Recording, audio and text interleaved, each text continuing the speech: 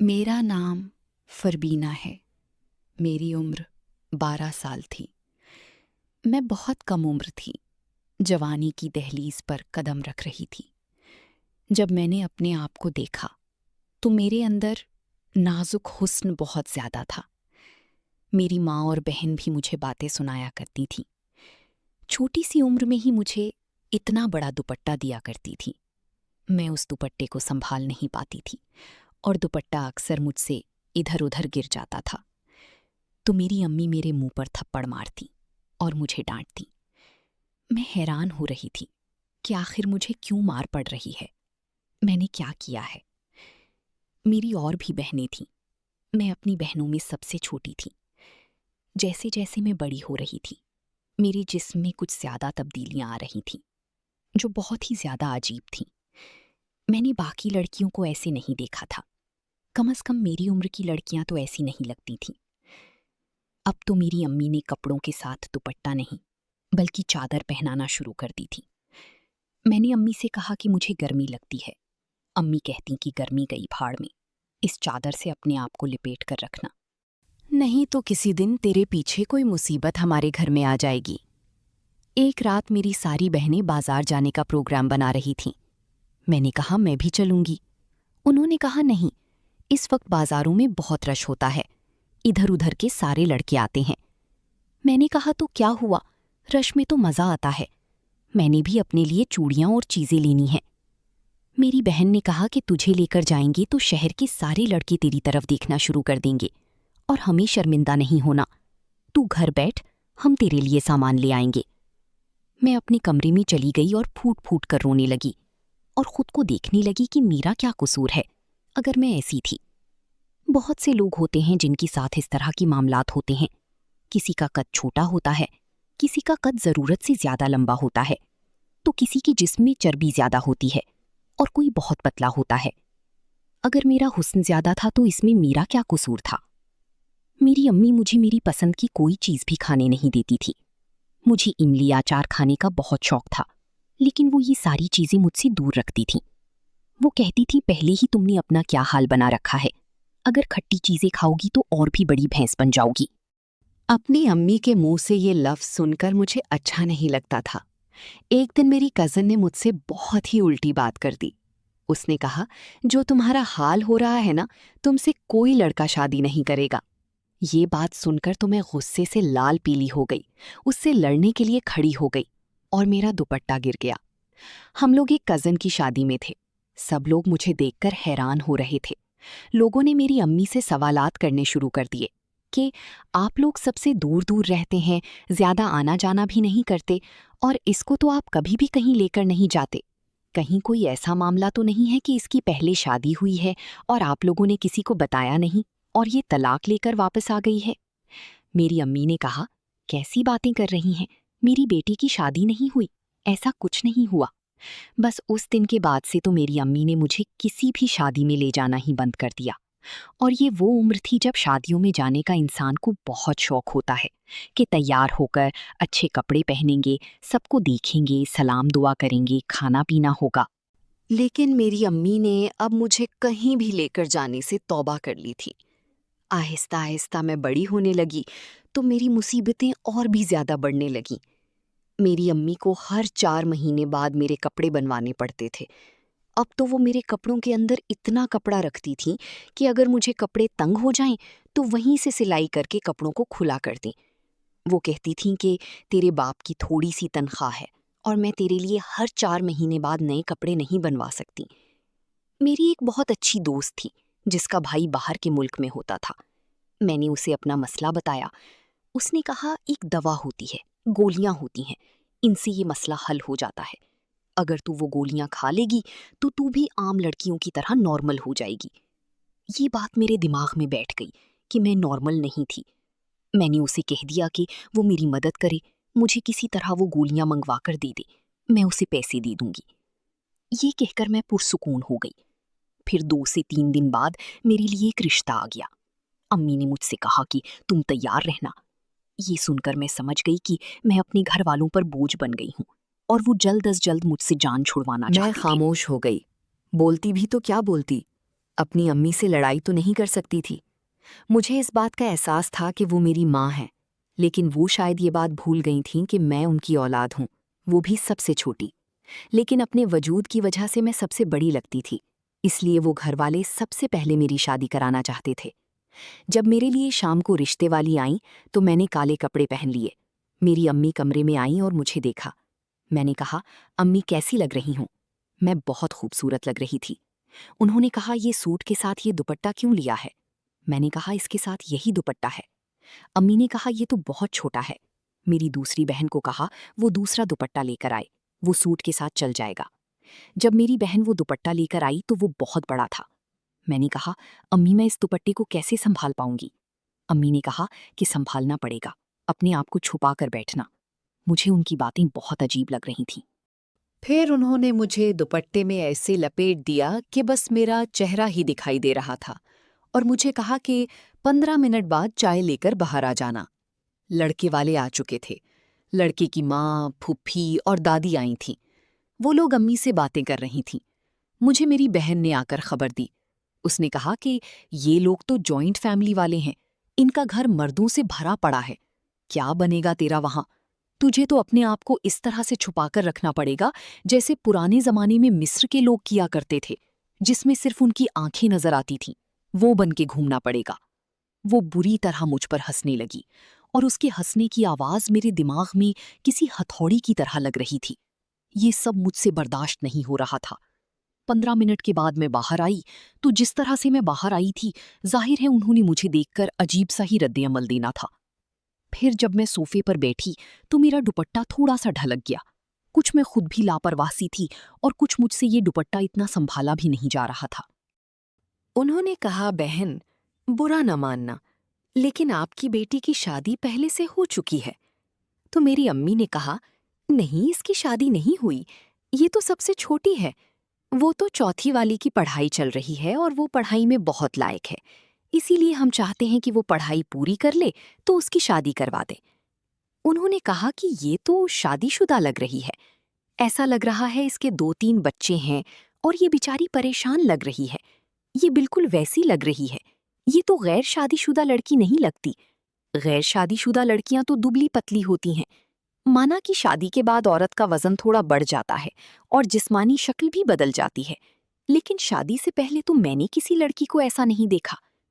मेरी अम्मी ने कहा, नहीं ऐसी कोई बात नहीं है, हम आपको कसम देने को तैयार हैं, अब इससे ज्यादा और क्या होता है? उन्होंने कहा, नहीं, हमें तो मामला ही और लग रहा है। हमारा बेटा बड़ा लाडला है और फिर आजकल तो ठीक ठाक लड़कियों के मुतालिक भी लोग मुंह भर भर के बातें करते हैं। आपकी बेटी को ब्याह कर ले जाएंगे तो सारी जिंदगी लोगों के सवालों के जवाब देने पड़ेंगे। हम माफी चाहते हैं। हमारे मुआशरे में रिश्ते से इनकार ऐसे नहीं होता। लोग कहते हैं कि फ़ोन करके बाद में बता देंगे और फ़ोन करके कह देते हैं कि हमें आपकी बेटी पसंद नहीं। लेकिन इन्होंने तो मुंह पर ही इनकार कर दिया, और वो भी इतने बुरे तरीके से। वो लोग तो चले गए और अम्मी ने मुझे थप्पड़ से मारना शुरू कर दिया। उन्होंने कहा कि तेरे इतने सारे रिश्ते रिजेक्ट हुए हैं, लेकिन इस दफ़ा जो बातें मुझे सुनने को मिली हैं, मैं ज़िंदगी भर भूल नहीं सकती। मैं एक अच्छी औरत हूँ, सारी ज़िंदगी एक अच्छी बीवी, एक अच्छी माँ बनकर गुजारी है, और सिर्फ तेरी वजह से मुझे ऐसी बातें सुनने को मिल रही हैं जो मैंने कभी भी नहीं सुनी थीं। मैंने 2-3 दिन तक खाना नहीं खाया, लेकिन किसी ने मुझसे ये नहीं पूछा। फिर मेरी दोस्त मुझसे मिलने आई और चोरी चोरी मुझे वो दवा पकड़ा दी। उसने कहा, तुम्हारी दवा आ गई है। मैंने कहा, मुझे अब इसकी ज़रूरत नहीं। वो लोग मुझे पसंद करके नहीं गए, उन्होंने शादी से इनकार कर दिया। ये सुनकर मेरी दोस्त कहने लगी, अरे पगली, ये आखिरी रिश्ता थोड़ी था, तुम्हारे लिए और भी रिश्ते आएंगे, तब तक तुम ये गोलियां खाकर स्मार्ट बन जाना। फिर मेरी दोस्त चली गई।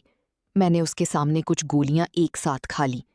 फिर मैंने 2 दिन से खाना नहीं खाया था। जब बाहर निकली तो मेरी तबीयत खराब हो गई, मैं बेहोश हो गई।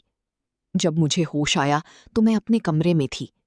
मुझे पता चल गया कि मैं बेहोश हो गई थी क्योंकि मैं बीमार थी। चलो, अब तो मेरे घर वालों को मुझ पर थोड़ा सा रहम आ जाएगा, क्योंकि मेरी तबीयत इतनी खराब हो गई थी कि मैं अपने होशो हवास से बेगानी हो गई थी। लेकिन जैसे ही मेरी अम्मी कमरे में आई और उन्होंने मेरे मुंह पर रखकर थप्पड़ मारा, मैं हैरान रह गई। कि मैं बिस्तर में पड़ी थी, मेरी हालत भी गैर थी। उन्होंने ये क्या किया? उन्होंने कहा, बेशरम, तुझे शर्म नहीं आई? कौन से बाहर के मुल्क से तूने गोलियां मंगवाई हैं? किस किस्म की गोलियां हैं ये जिनको तू खा रही थी, और इन्हीं की वजह से तेरा ये हाल हुआ है? इसका मतलब है कि तेरे इरादे कुछ और हैं। तू जानबूझकर सबको अपना आप दिखा रही है। तू सबको बताना चाहती है कि मैं बहुत खूबसूरत हूँ, मैं बड़ी मोटी ताज़ा लड़की हूँ। शर्म नहीं आती तुझे ये सब करते हुए? मुझे ये उम्मीद नहीं थी। कुछ भी हो सकता था, मगर ये सब नहीं करना चाहिए था। अब तो मैं अपनी अम्मी की तरफ देख भी नहीं रही थी, बस सिसक सिसक कर रो रही थी। अम्मी ने वो गोलियां बाथरूम में फेंक दी और ऊपर से पानी बहा दिया। मैं रोने लगी, मगर अम्मी ने मुझे देखा तक नहीं और कमरे से बाहर चली गईं। फिर इस बात को कई दिन गुजर गए, मगर सब घर वाले मुझसे नाराज थे। कोई मुझसे खाना भी नहीं पूछता था, मुझसे कोई बात नहीं करता था। ऐसे लगता था मैं नफ्सियाती मरीजा बन गई हूँ, पागल हो गई हूँ। फिर मेरे लिए एक रिश्ता आया।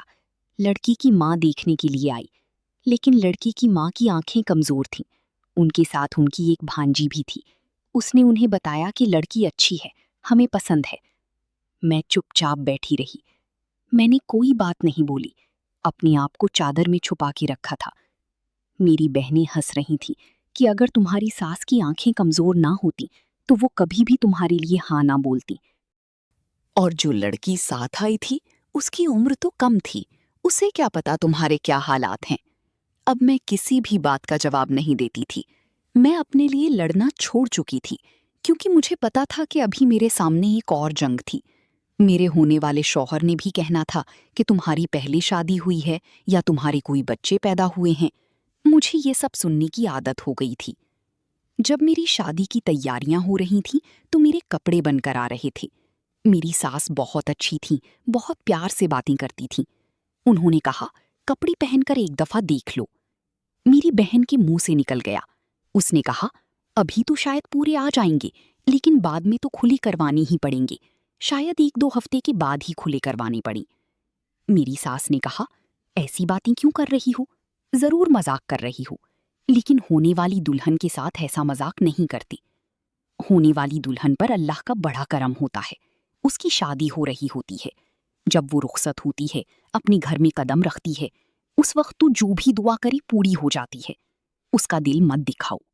मेरी सास मेरी बहनों को डांट रही थी। मैं अपनी सास की बातें सुनकर खुश हो रही थी। चलो, कोई तो मेरे हक में बोल रहा था। मैंने देखा तो मेरी बहन का चेहरा ऐसा हो गया जैसे किसी ने उसकी बहुत ज्यादा बेइज्जती कर दी हो।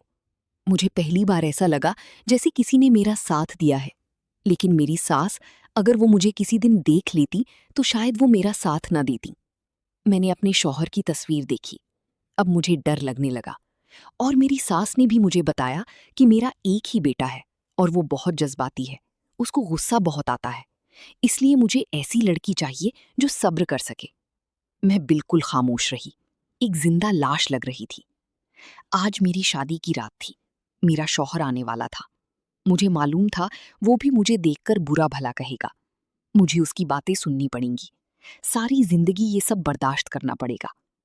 जैसे ही मेरे शौहर ने कमरे में कदम रखा, उसने अपनी शेरवानी उतारकर एक तरफ रखी। अब वो शलवार कमीज में था। उसने मेरा घूंघट उठाया और माशाअल्लाह कहा, और फिर कहा, तुम तो बहुत खूबसूरत हो। मैं हैरान हुई। फिर उसने मेरे सामने मुंह दिखाई का तोहफा दिया और कहा, मुझे इसका तोहफा पसंद आया कि नहीं? मैं चुप रही। फिर उसने मुझसे बात शुरू कर दी कि हम हमेशा एक दूसरे का साथ देंगे। तुम मुझे बहुत पसंद आई हो और मुझे लगता है मेरी जिंदगी बहुत अच्छी गुजरेगी। फिर शादी की पहली रात गुजर गई। अगला दिन भी आ गया। अब तक वो किसी से फोन पर बात कर रहे थे। शायद कोई उसे शादी की मुबारकबाद दे रहा था। कह रहा था कि अल्लाह ने मुझ पर बहुत करम किया। मुझे एक बहुत अच्छी साथी मिली है। वो बहुत खूबसूरत है। मैं बहुत खुश हूं। मुझे लगता है कि मेरी जिंदगी बहुत अच्छी गुजरेगी। मुझे हमेशा से ऐसी बीवी चाहिए थी जो इतनी खूबसूरत हो, और बीवी पसंद की हो तो जिंदगी अच्छी गुजरती है। शौहर की ये बात सुनकर मैं हैरान रह गई कि क्या मैं उसे इतनी पसंद आई हूं और वो ऐसी बीवी चाहता था। शादी के 3 दिन बाद मेरी वालिदा ने हमारे लिए एक पार्टी का एहतमाम किया। मैं अपने शौहर के साथ घर में दाखिल हुई तो मेरी वालिदा ने फौरन मुझसे पूछा, तुमने कपड़े कैसे पहन रखे हैं? चेंज करो। मैंने कहा कि इसकी ज़रूरत नहीं है, मैंने अच्छे कपड़े पहने हुए हैं और मेरे शौहर को ये पसंद है। अम्मी ने मुझे हैरान होकर देखा। उन्होंने कहा, तेरा शौहर तुझे 1 हफ्ते में वापस छोड़ देगा।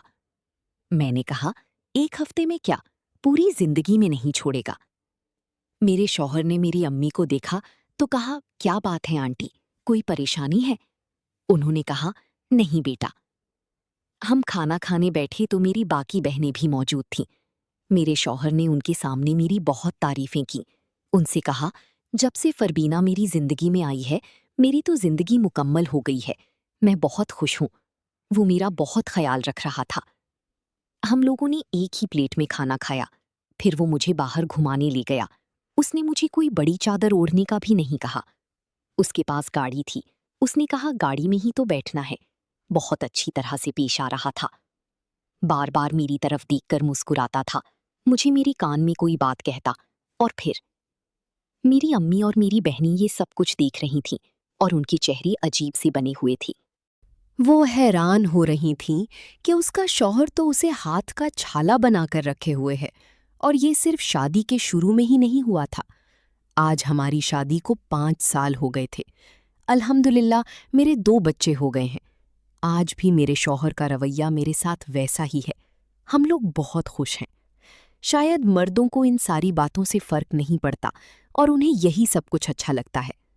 अल्लाह का शुक्र है कि मेरी माँ और बहनों ने तो मेरे दिल पर बहुत ज़ख्म लगाए, पर मेरे शौहर ने वो सारे ज़ख्म भर दिए। शादी से पहले मैंने बहुत दुख देखे, मगर शादी के बाद मेरे शौहर ने अपनी मोहब्बत से ये सारे दुख सुख में बदल दिए थे। आज मुझे अच्छा शौहर मिल गया जो मेरा बहुत ख्याल रखता है। उसने आज तक कभी मुझे ऐसी कोई बात नहीं की जिसकी वजह से मुझे अपना छोटापन या कमतर होना महसूस हुआ हो। मैं उसके साथ बहुत खुश हूँ। उसकी माँ एक अच्छी औरत है और उसकी माँ ने उसकी तरबियत बहुत अच्छी की है। उसको औरत की इज्जत करने वाला मर्द बनाया है।